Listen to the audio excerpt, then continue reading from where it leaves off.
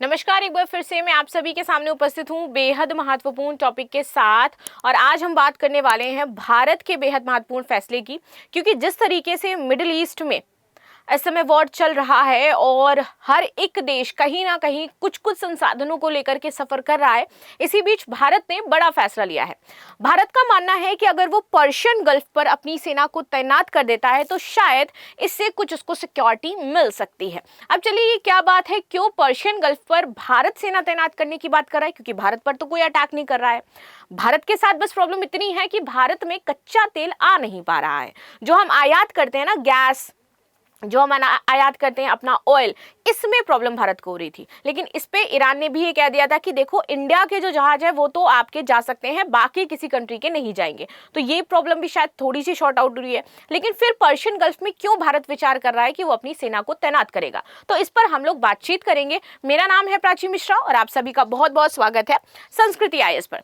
चलिए आगे समझ लेते हैं और देखते हैं यहाँ पर कि ईरान युद्ध के बीच भारत ले सकता है बड़ा फैसला, पर्शियन गल्फ में वो तैनात कर सकता है क्या अपनी सेना।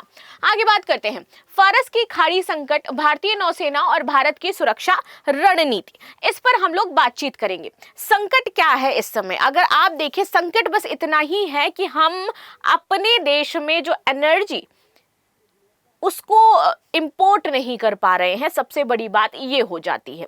और अगर एनर्जी क्राइसिस आई तो भैया 140 बिलियन लोग हैं हमारे पास, वहां पर समस्या आएगी। ठीक है, तो वो है इस टाइम की सबसे बड़ी यहां पर संकट। नाउ 10% जहाजों का संबंध यहां पर सीधा सीधा भारत से है जो वहां पे फंसे हुए हैं। ठीक है, 8 लाख टन से अधिक जो आपका तेल है, बैरल जो है, वो वहां पर फंसा हुआ है। 8 लाख टन से ज्यादा का तेल, ये बड़ी समस्या है।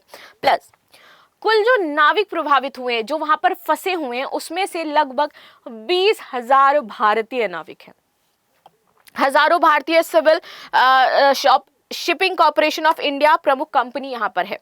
इसके बाद बात करते हैं नौसेना का एस्कॉर्ट पर विचार।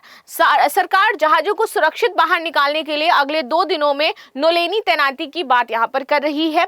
20,000 नाविकों को सुरक्षा का प्रश्न फंसा हुआ है। 20,000 हमारे जो नाविक हैं, जो यात्रा करते हैं, जिनको हम मर्चेंट नेवी और इन सब कहते हैं ना कि भाई जा रहे हैं शिप पर सामान लेकर के जाना होता है, तो वो सारे वहां पर फंसे हुए हैं, उनको लेकर के आना है। आपूर्ति सुरक्षा और बंदरगाह के लिए नए नियम, तो 70% कच्चा तेल अब सुरक्षित मार्ग पर बोला गया है कि वहां से लाया जाएगा। बंदरगाहों के लिए नई मानक बनाने की बात की जा रही है और ईंधन की कीमतों पर कहा गया है भारत के द्वारा कि देखो, कोई असर नहीं पड़ेगा। सबसे बड़ी चीज, जो लोग ये कहते हैं कि भैया वो इंडिया में सेफ फील नहीं करते, उनके लिए इस टाइम लाइव एग्जांपल है कि तुम भारत में मैच जीत करके जश्न मना रहे हो। भारत में आपको कोई समस्या नहीं है कि कहां कहां पर कोई हमला कर देगा। भारत में आपको एनर्जी से रिलेटेड अभी तक कोई क्राइसिस फील नहीं हुई है, जबकि पाकिस्तान और बांग्लादेश के हाल देखिए कि क्या क्राइसिस हो रही है। हाँ, जरूर गैस के दामों को बढ़ाया गया है जो कि 60 रुपए है, बट अगर हम पेट्रोलियम और इन सब की बात करें तो अभी है। वरना पाकिस्तान जैसा देश जो है, वहां पर ना आपके अभी से पेट्रोल पंप में पेट्रोल खत्म हो गया है। ये स्थिति वहां की। अब आप कहोगे कि हम क्यों उनसे कंपेयर करें, तो उनसे कंपेयर इसलिए करना ज्यादा जरूरी है क्योंकि बहुत सारे लोगों को ये लगता है कि हम पाकिस्तान और बांग्लादेश से भी ज्यादा असुरक्षित देश हैं। तो उनके लिए बात बहुत ज्यादा जरूरी है कि देखो भाई, क्या वास्तविक स्थिति है और हम अभी कितने सुरक्षित तौर पर हैं। पूरा एशिया इस टाइम अगर देखा जाए और मिडिल ईस्ट वहां पर देखा जाए तो कहीं ना कहीं पर दिक्कतें हैं, but India is safe now. प्रमुख बिंदु, तो पश्चिम एशिया में बढ़ते सैन्य तनाव और हॉर्मुज जलसंधि मध्य के आसपास बने संकट के कारण समुद्री व्यापार हमारा प्रभावित हो रहा है। पूरे वर्ल्ड का 80% से ज्यादा जो व्यापार है वो कहां से होता है? समुद्री व्यापारिक मार्गों के जो क्षेत्र बने हुए हैं या रास्ता बना हुआ है वहां से होता है। अब देखिए, पर्शियन गल्फ में कई तेल टैंकर और व्यापारिक जहाज अब फंस गए हैं। इस स्थिति को देखते हुए भारत सरकार भारतीय नौसेना को पर्शियन गल्फ में तैनात करने वाली है। क्यों? ताकि वो अपने सैनिकों को निकाल पाए और अपने जो जहाज फंसे हैं उनको निकाल पाए। देखिए, यदि निर्णय लिया जाता है तो भारतीय नौसेना के जहाज फंसे हुए व्यापारिक जहाजों को एस्कॉर्ट यानी कि सुरक्षित मार्ग से लेकर के आएंगे। सरकार के अनुसार इस पर विषय ये जो था ये विषय, इस पर हमने काफी 2 दिनों तक विचार किया है और इसके भीतर अब हम निर्णय भी लेने वाले हैं। भारत पहले भी ऑपरेशन संकल्प के तहत गल्फ क्षेत्र में जहाजों की सुरक्षा कर चुका है, तो एक नया ऑपरेशन अब इंडिया लॉन्च करने वाला है। 20,000 नाविकों को लाना और जो 8 लाख बैरल के आसपास का तेल है उसको लेकर के आना। चलिए आगे बात करते हैं। पर्शियन गल्फ में जो फंसे जहाज है उनकी स्थिति क्या हो जाती है, कैसी है। देखो ये है हमारा पर्शियन गल्फ, और अब देखो इसके आसपास जितने भी आपको क्षेत्र देखने को मिलेंगे ये युद्धग्रस्त है कि नहीं। चाहे इधर मैं आपके बहरीन की बात कर लूं, चाहे इधर मैं कुवैत की बात कर लूं, ठीक है, इधर मैं इराक, वो तो युद्ध चला ही रहा है, ये इधर आपका क्या हो जाता है, ईरान हो जाता है, ठीक है, इधर आपका ओमान हो जाता है, दुबई पर हमले हुए, अबू धाबी पर हमले हुए, कतर पर हमारे हमले हुए। तो इस तरीके से ये जितने भी क्षेत्र हैं इसके आसपास अभी युद्ध में है। ये है स्ट्रेट ऑफ हॉर्मुज, जिसको बंद कर दिया था किसने, ईरान ने, कि भैया स्ट्रेट ऑफ हॉर्मुज आपका बंद रहेगा। जहाज यहीं से तो आ रहे हैं, अब यहां पर हमारे जहाज फंसे हुए हैं 20,000 हमारे नाविकों के साथ। तो ईरान ने सबसे अच्छी दोस्ती निभाते हुए ये बोला कि भैया हम तुम्हारे जहाजों को जाने देंगे, लेकिन अब सुरक्षा उनकी आपको करनी पड़ेगी, बिकॉज हमारे यहाँ पर तो हमला हो ही रहा है सामने से। आप सुरक्षा कर पाए तो अपने जहाजों को एक्सकॉर्ट करके यहाँ से ले जाइए, ठीक है। तो ये यहाँ पर कहा गया है किसके द्वारा, ईरान के द्वारा। तो उन्होंने हमारी बात मानी है। ये है कुछ जहाजों की स्थिति, ये देखो ऐसे करके यहाँ पर काफी सारे जहाज फंसे हुए हैं जो निकल नहीं पा रहे हैं। अभी ऐसे ही ओमान की खाड़ी से होते हुए देन फिर इंडिया के साइड आते हैं। जहाजों से जुड़ी प्रमुख जानकारी, तो पर्शियन गल्फ में फंसे तेल टैंकरों और गैस वाहक जहाजों में लगभग 10% जहाज भारत से जुड़े हुए हैं। इन जहाजों में शिपिंग कॉर्पोरेशन ऑफ इंडिया के जहाज भी शामिल हैं। उपलब्ध आंकड़ों के अनुसार इन जहाजों की जो कुल माल ढोने की क्षमता है दैट इज 8 लाख टन से भी ज्यादा, और ये मात्रा लगभग 60 लाख बैरल तेल के बराबर मानी जा रही है। यानी कि इंडिया का 60 लाख बैरल तेल फंसा हुआ है। और अगर हमें इसको ठीक करना है, अगर हमें इसके ये जो 60 लाख बैरल तेल है इसको इंडिया लेकर के आना है, तो एस्कॉर्ट भेजना ही पड़ेगा। बिना एस्कॉर्ट के ये तेल वहां से नहीं आ सकता है। ईरान इतना ही कर सकता था कि वो ये बता दे कि भाई हम आपको इजाजत दे रहे हैं, लेकिन इससे ज्यादा तो ईरान भी कुछ नहीं कर सकता है। ईरान ने बोला आप यहां पर अपनी सेना तैनात करो और लेकर के जाओ। एक तरीके से ये भी हो जाएगा कि भाई भारत की सेना ईरान के पर्शियन गल्फ में तैनात है। ये भी एक बहुत बड़ी कूटनीतिक चीज एक तरीके से आप कह सकते हो कि इंडिया के लिए तो नहीं लेकिन ईरान के लिए जरूर होगी। आगे बात कर लेते हैं और समझ लेते हैं नाविकों की स्थिति। वैसे इंडिया की कूटनीतिक जीत पता है क्या है कि ईरान ने ये बोला कि भाई आप अपने जहाजों को यहां से किससे लेकर के जाइए, बाकियों के जाने की इजाजत नहीं है, आपके लिए हॉर्मुज स्ट्रेट खुला हुआ है। चलो अब ये जो 20,000 का आंकड़ा है ना, ये सबसे बड़ा हो जाता है। अंतरराष्ट्रीय समुद्री संगठन का अनुमान है कितने लोग हैं, इससे ज्यादा भी हो सकते हैं, कोई ऐसी बात नहीं है कि सिर्फ इतने ही होंगे। भारतीय दुनिया में नाविकों की बड़ी आपूर्ति करने वाला देश है और इसीलिए इसमें हजारों भारतीय नाविक भी हो सकते हैं। खैर, भारत के लिए हॉर्मुज जलमरू मध्य का महत्व क्या हो जाता है, ये सबको पता है कि सिर्फ इसका महत्व इंडिया के लिए नहीं है, इसका महत्व पूरे वर्ल्ड के लिए है, क्योंकि ये जो जलडमरू मध्य है यहां से ही आपके 80 से ज्यादा % ऑयल के जो बैरल्स हैं वो जहाजों से एक्सपोर्ट किए जाते हैं। ठीक है, तो हॉर्मुज जलडमरू मध्य विश्व के सबसे महत्वपूर्ण आपूर्ति मार्गों में से एक है। वैश्विक समुद्री तेल व्यापार का लगभग 20% हिस्सा इसी मार्ग से होकर के गुजरता है। भारत के लिए भी अत्यंत महत्वपूर्ण है, क्योंकि भारत का कच्चा तेल और जो गैस आयात है उसका लगभग 50% हिस्सा यहाँ से गुजरता है। भारत का बड़ा हिस्सा कच्चे तेल का आयात मध्य पूर्व से होता है। खाड़ी क्षेत्र भारत का प्रमुख ऊर्जा आपूर्ति करता है और इस मार्ग में बाधा आने से वैश्विक तेल की कीमतें बढ़ सकती हैं। तो भैया 20% हिस्सा वैश्विक और भारत का तो कितना हो गया, 50% हो गया। तो ये है यहाँ की बड़ी समस्या। अब ये जो ऑपरेशन संकल्प है जिसकी बात आई है यहाँ पर, वो क्या था उसके बारे में भी थोड़ा सा जान लेते हैं। ये जो ऑपरेशन संकल्प है ये आपका 2019 में भारतीय नौसेना ने शुरू किया था। ऑपरेशन संकल्प भारतीय नौसेना का एक समुद्री सुरक्षा जो अभियान है वो हो जाता है।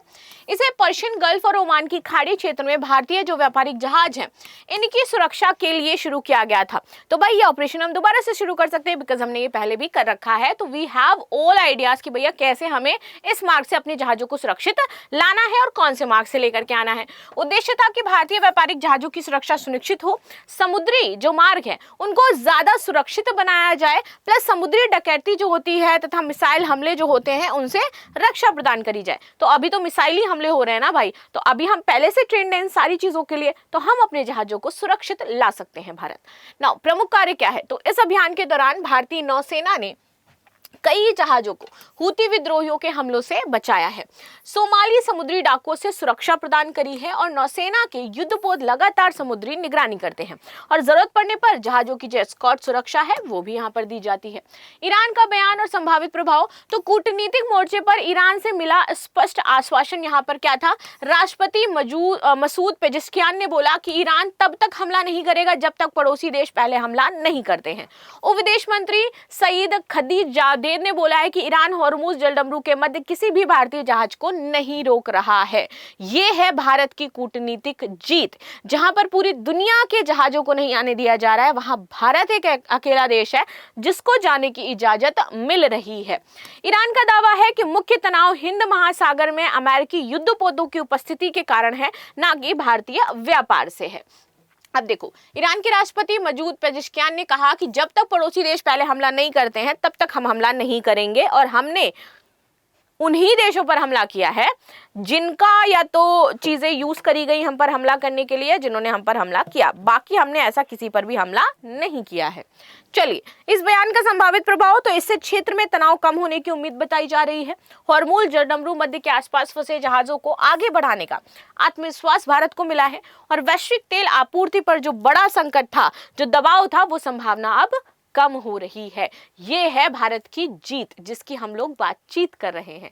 नाउ आगे बात करते हैं, यहाँ पर भारत ने तेल आपूर्ति की वैकल्पिक जो व्यवस्था है वो क्या हो जाती है। देखो, ज्यादा खुश होने की बात नहीं है, लेकिन भारत को अब सोचना होगा कि कल को ऐसी स्थिति आती है जैसे मिडिल ईस्ट में हुई, हम डिपेंडेंट है अभी 50% वहीं से आ रहा है, तो भैया हमारे पास विकल्प क्या है इसका, क्या हम पूरी तरीके से इसी एनर्जी पर डिपेंड रहेंगे?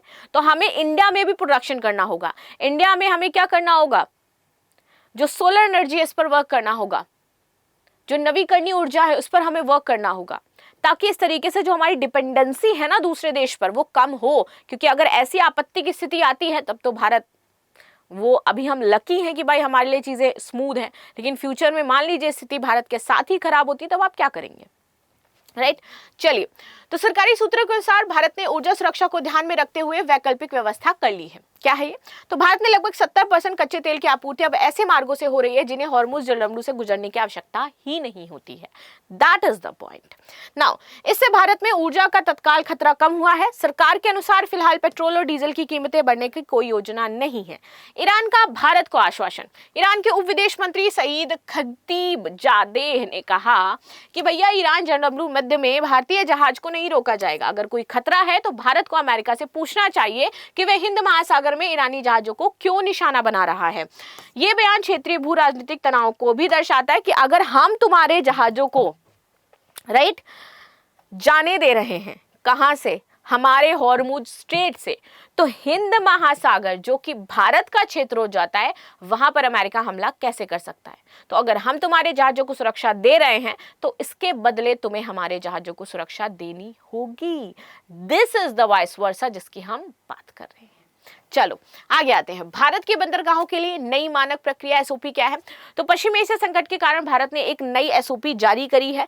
इस एसओपी को जारी करते हुए यहाँ पर बताया कि ट्रांसशिपमेंट जो कार्गो स्टोरेज है, तो भारतीय बंदरगाहों को अनुमति दी गई है कि वे पश्चिम एशिया जाने वाले माल को अस्थायी रूप से स्टोर कर सकें। ठीक है। विशेष अधिकारियों की नियुक्ति। प्रत्येक बंदरगाह पर विशेष अधिकारी नियुक्त कर दिए गए हैं जो संकट की स्थिति में उसको देखेंगे और संभालेंगे।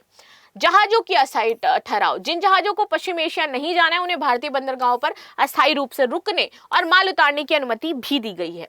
खराब होने वाले सामान को प्राथमिकता। खाद्य पदार्थ और अन्य जो नाशवान वस्तुएं हैं जो खराब हो रही हैं उनको प्राथमिकता दी गई है कि बाहर मार्केट में ला करके उनको ठीक किया जाए, बेचा जाए, सारी अनुमति है। इन कदमों का संभावित प्रभाव। तो सरकार का मानना है कि इन उपायों से जो शिपिंग कंपनियां हैं, एक तो उनको राहत मिलेगी, प्लस जो वैश्विक हमारी समुद्री व्यापार में पड़ने वाले नकारात्मक प्रभाव हैं वो भी कम हो पाएंगे और भारतीय व्यापारिक हितों और नाविकों की सुरक्षा भी यहां से सुनिश्चित होती रहेगी।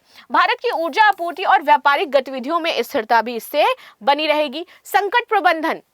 भारत की 360 डिग्री रणनीति क्या हो जाती है। सबसे पहले पर्शियन जो गल्फ है, यहाँ पर हमें स्कॉट भेजना होगा जिससे हम अपने जहाजों को सुरक्षित लेकर के आ पाए। दूसरा, कूटनीतिक स्थिरता बनानी होगी ताकि हम ईरान से कंटिन्यूअस बातचीत करते रहें और उससे जो हमारे जहाज वहां पर फंसे हैं सुरक्षा आश्वासन उसको देते रहें और उससे सुरक्षा आश्वासन लेते रहें हमारे जहाजों के लिए। प्लस हिंद महासागर में हम ये कहें कि भैया आप हमारे क्षेत्र में किसी भी जो जहाज है उस पर हमला नहीं किया जाएगा। प्लस आपूर्ति सुरक्षा, 70% आपूर्ति के लिए वैकल्पिक मार्ग, ईंधन की कीमतों में कोई वृद्धि नहीं है। बुनियादी ढांचा, माल ढुलाई को सुचारू रखने के लिए बंदरगाहों पर नए आपातकालीन नियम हमें यहाँ पर लाने होंगे। लास्ट में क्वेश्चन है, भारत के कच्चे तेल का लगभग कितना % हिस्सा हॉर्मुज जलमरू मध्य से होकर के गुजरता है? 30, 35, 50 और 75। So this is the news what we discuss. मिलते हैं नेक्स्ट क्लास में, तब तक के लिए धन्यवाद। लाइक शेयर सब्सक्राइब करना बिल्कुल भी ना भूलें and thank you so much. और रही बात आपके सजेशन की, तो प्लीज़ मुझे कमेंट बॉक्स में बताइएगा कि आपको क्या लगता है कि स्थिति में भारत को क्या करना चाहिए और क्या महत्वपूर्ण चीज़ें इसमें शामिल हो जाती हैं। And thank you so much for joining this session.